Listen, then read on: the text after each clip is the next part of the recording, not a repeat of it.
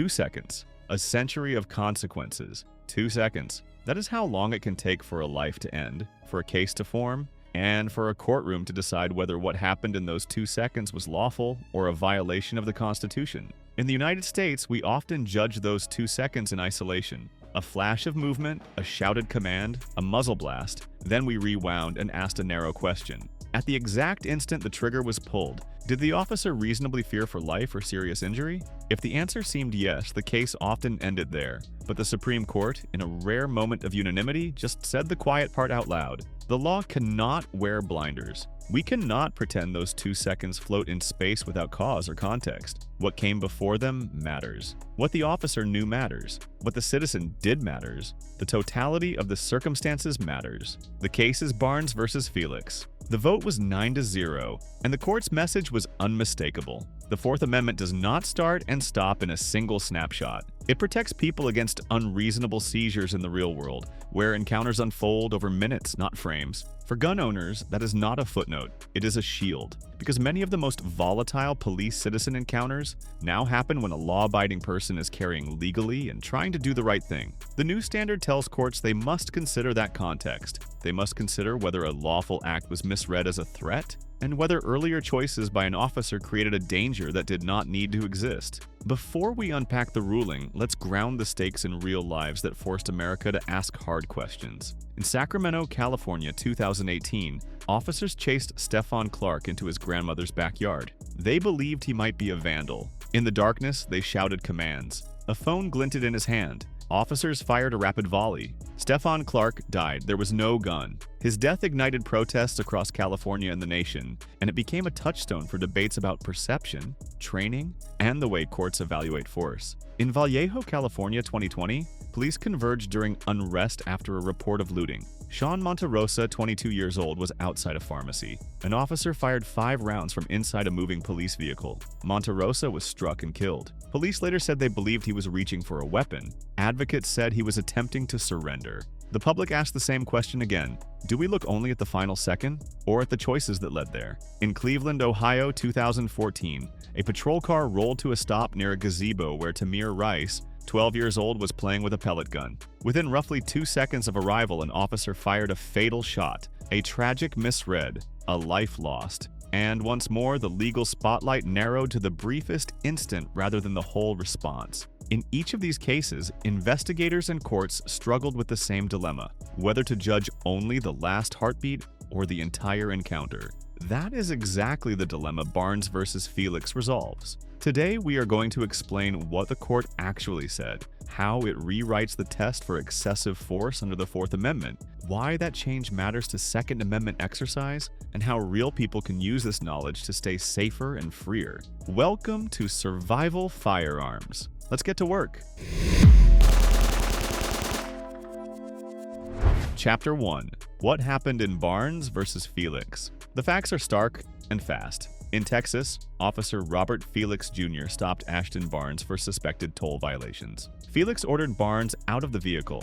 Barnes cracked the door, appeared to comply, then tried to drive away. In a split decision, Felix stepped onto the open driver's side door sill as the car began moving. About 2 seconds later, Felix fired 2 rounds into the vehicle. Barnes was struck and later died. From motion to stop, the key sequence lasted about 5 seconds. Barnes's mother filed a civil suit alleging excessive force in violation of the Fourth Amendment. The district court granted judgment for the officer, applying a doctrine the Fifth Circuit had used repeatedly, the moment of threat rule. That approach tells courts to evaluate only the instant the force was used. If the officer reasonably perceived a deadly threat at that exact moment, the force is constitutional. Events leading up to that moment are treated as irrelevant, the Fifth Circuit affirmed. It focused on the 2 seconds when Felix was clinging to a moving car and concluded a reasonable officer could fear being thrown, run over, or dragged. Under that lens, the shooting was lawful. Then the Supreme Court took the case and unanimously said, that lens is too narrow. The opinion, authored by Justice Elena Kagan, holds that claims of excessive force during a stop or arrest must be evaluated by examining the totality of the circumstances from the perspective of a reasonable officer on the scene. That test is not limited by an artificial time box. Courts may and should consider earlier facts that give meaning to the final seconds. They may consider whether the officer's prior choices escalated the risk unnecessarily, as well as what the suspect did or failed to do. In simple terms, the Constitution demands context, not a cropped still frame.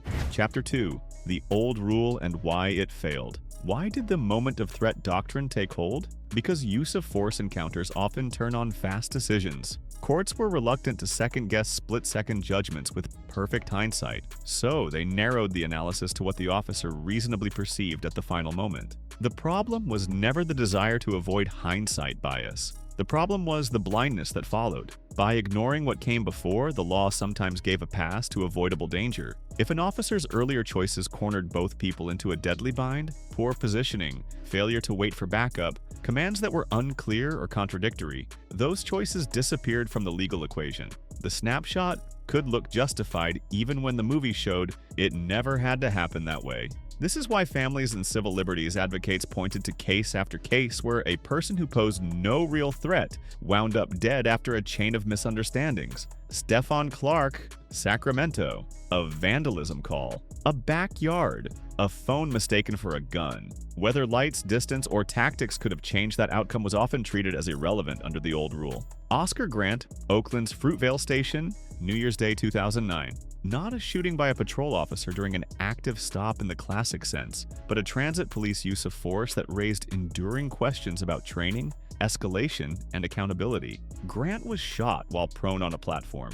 The officer claimed he meant to deploy a taser. The case became a symbol in California of how seconds can define a lifetime. Sean Monterrosa, Vallejo. The decision to fire through a windshield from a moving vehicle magnified scrutiny of pre-shot choices. Under a narrow moment test, only the final perceived reach mattered. Under a totality test, tactics and risk creation can be weighed too. Courts needed a standard that filtered out pure hindsight, but still allowed cause and effect to count. That is what the Supreme Court just restored. Chapter 3. The New Standard. Totality of the Circumstances. The Barnes opinion does not invent a brand new doctrine. It revives the classic Fourth Amendment inquiry, objective reasonableness in light of all the facts known to a reasonable officer, considering the totality of the circumstances. The court makes 3 pivotal clarifications that now govern use of force analysis nationwide. 1. No artificial time limit. The inquiry may include earlier conduct that helps explain the endgame. Prior commands, positioning, radio information, the suspect's compliance or confusion, the presence of bystanders, and the availability of safer alternatives can matter. Courts are not limited to the last blink. 2. No perfect hindsight. Judges cannot micromanage tactical choices with the luxury of slow motion. The test remains what a reasonable officer on the scene would have perceived and done, given the information available at the time. 3. Causation counts both ways. If prior choices by an officer unreasonably created the danger that led to force, that is relevant. If prior conduct by the suspect reasonably signaled lethal risk, that is relevant too.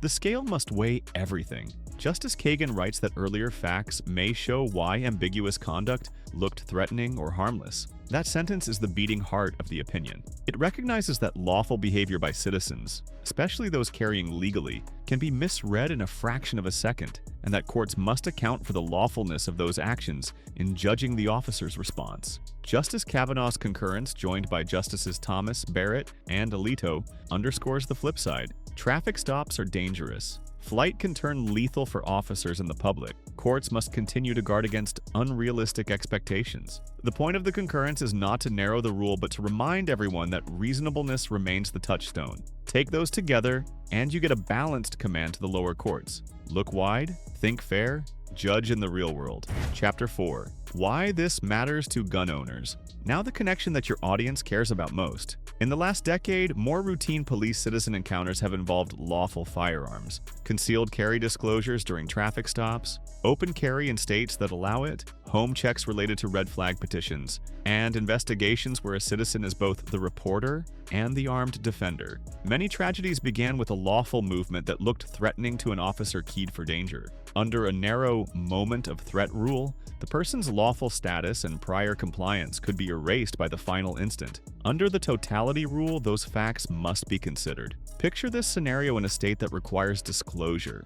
You are pulled over at dusk. You inform the officer you are licensed and currently carrying at the 3 o'clock position. You move to produce your permit as instructed. The officer, amped by a prior high-risk stop, misreads your movement as a draw. A shot is fired. Under the old test, courts might have asked only whether the officer reasonably feared a gun was being drawn at that instant. Under the new test, the court must consider what you said, what you were told to do, what the officer knew, and whether his approach contributed to a misread. That is not a loophole for criminals. It is a lifeline for law-abiding citizens who do everything right and still wind up in a deadly misunderstanding. Real cases illuminate the stakes. In Phoenix, Arizona, 2016, Daniel Shaver, not a firearms case in the carry sense, but a pure lesson in commands, confusion, and escalation, was shot in a hotel hallway while trying to follow complex orders. The public reaction focused on how instructions and posture can create or diffuse perceived threat. Under Barnes, the totality of those commands and the suspect's efforts are squarely relevant. In California, the Kelly Thomas case in Fullerton, 2011, was not a shooting. It was a fatal beating of an unarmed, mentally ill man. It nonetheless became a landmark in how pre-forced decisions and escalation can lead to a death. Though the legal posture differed, Barnes's totality rule embraces that logic for Fourth Amendment seizures involving force. In Cleveland, Tamir Rice, a realistic toy gun, a 2-second arrival. Courts once focused on that last flicker. Totality requires asking whether the approach and information sharing made that outcome far more likely than necessary. For carry communities, the practical takeaways are concrete. Say it early, say it clearly. If your state requires you to inform, do it before you move. Officer, I am licensed and currently carrying on my right hip. My hands are visible. How would you like me to proceed? Ask for instructions and repeat them back. Do you want my permit? I will reach slowly with my left hand into my wallet now. Clear feedback loops reduce misreads and create a record that courts can weigh. Slow is smooth, smooth is safe. Move deliberately. Keep hands high and visible whenever possible. Narrate your actions. Know your state's script. Some states require immediate disclosure, others do not. Know the rule so you're not improvising under stress. Barnes does not guarantee safety. It guarantees fairness in the courtroom afterward by forcing judges to look at the whole encounter. That can save families from losing everything to a misunderstanding, and it can save officers from unfair second-guessing when the total picture shows they acted reasonably. Chapter 5. The Doctrine in Action.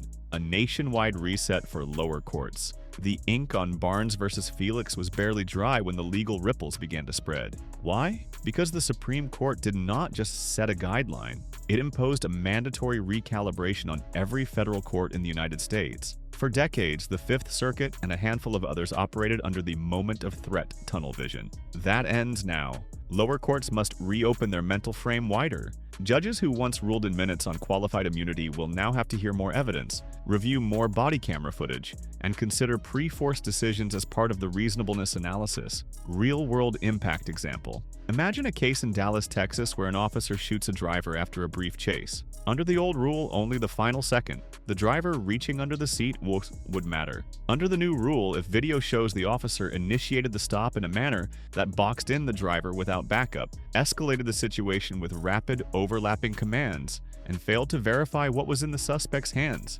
Before firing, those details must be considered. That makes it far more likely that a case will go to a jury instead of being dismissed at summary judgment. This is not theoretical. Federal appellate courts will have to revisit precedents they relied on for years. Plaintiffs' attorneys are already filing motions to reconsider excessive force cases that were dismissed under the old narrow test. Some judges will resist, but the Supreme Court's 9-0 unity makes it clear. Failure to apply the totality standard is grounds for reversal. Even police union attorneys are retooling their defense strategies. They now have to address earlier decision-making in officer reports, not just the final moments. This means training will change too, because departments know every choice leading to a shooting is now admissible to judge reasonableness. Chapter 6. California. Under the microscope. how two cases would play out now. California is a hotbed for debates on policing and constitutional rights. Let's take two high-profile incidents and run them through the Barnes lens. Case 1. Stephon Clark, Sacramento.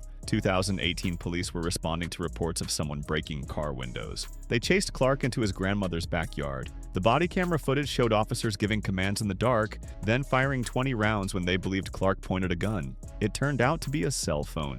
Old rule analysis. At the moment of threat, the instant they saw the object in Clark's hand, their belief it was a gun could be deemed reasonable, ending the case. Barnes analysis. Courts must now weigh whether officers properly identified themselves, used lighting effectively, took positions that minimized misinterpretation, and gave Clark a fair chance to comply. The totality could reveal that earlier tactics created a false sense of imminent danger. Case 2. Sean Monterrosa, Vallejo, 2020. During civil unrest, police responded to a suspected looting in progress. Monterrosa was outside a Walgreens, allegedly kneeling with his hands near his waistband. An officer still inside a moving, unmarked police truck fired 5 shots through the windshield, killing him. No gun was recovered, only a hammer in his pocket. Old rule analysis. The moment of threat would freeze on Monterrosa's hand movement, allowing the claim of perceived danger to dominate.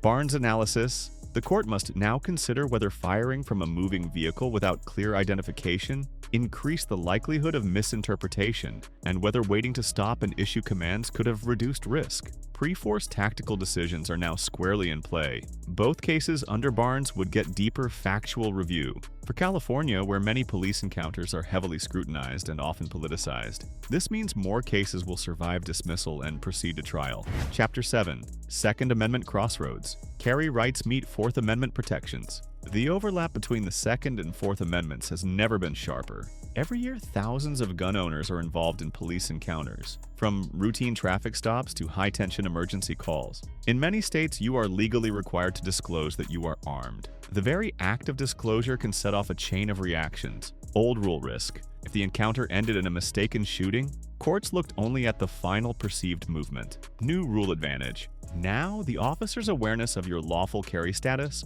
your compliance with disclosure laws, and the clarity of commands will all be considered. Scenario example. In North Carolina, a man is stopped for speeding. He informs the officer, "I have a concealed carry permit and I'm armed at my right hip." The officer, distracted by radio chatter about a nearby armed robbery, misinterprets the man's reach for his license as a threat and fires. Under Barnes, the court must consider the driver's clear verbal disclosure, the officer's prior knowledge from dispatch, whether the officer gave explicit instructions on how to retrieve documents, the driver's compliance with state law. This does not automatically make the shooting unlawful, but it prevents the lawful disclosure from being erased in court. For red flag law enforcement, this ruling also changes the calculus. Officers serving gun seizure orders must now anticipate that pre-force planning, including time of day, method of approach, and communication, will be scrutinized. Sloppy or aggressive execution that triggers unnecessary escalation will no longer be invisible in court.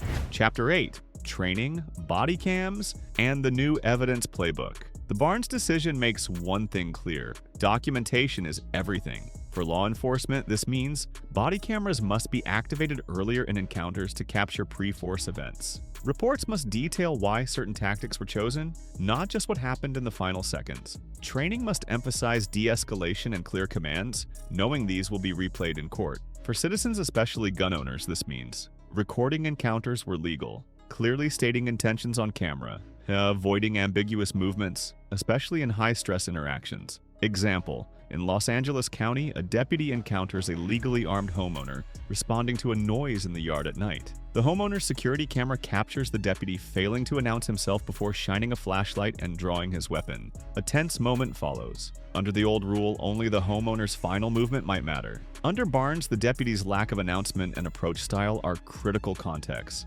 Evidence is no longer just about the shot, it's about the story leading to it. Chapter 9. What to do now. Practical takeaways for citizens and officers. If you are a gun owner, disclose early and clearly if required by law. Narrate your actions. I am moving my left hand to my wallet. Avoid sudden movements. Keep hands visible unless instructed otherwise. Know your state's legal requirements cold. If you are in law enforcement, Think about how your choices in the first minute will look in court. Give clear, unambiguous commands. Avoid overlapping orders with partners. Use lighting, positioning, and time to your advantage. A rare victory for context and common sense. The Barnes versus Felix decision is more than a legal tweak. It is a fundamental reminder that the Constitution protects people, not just moments. For gun owners, it means the law must see the whole picture, not just a frozen second that can erase your rights. California, Texas, Ohio, every state will feel this ruling. Cases that would have been dismissed will now see the inside of a courtroom. Officers will adapt. Citizens will adapt. And the conversation about force, rights, and responsibility will evolve. On Survival Firearms, we believe knowledge is your first line of defense. This ruling arms you with context, the most powerful weapon in a court of law. If you found this breakdown valuable, share it with a friend, post it in your carry group, and drop your thoughts in the comments. Stay informed, stay sharp, stay free.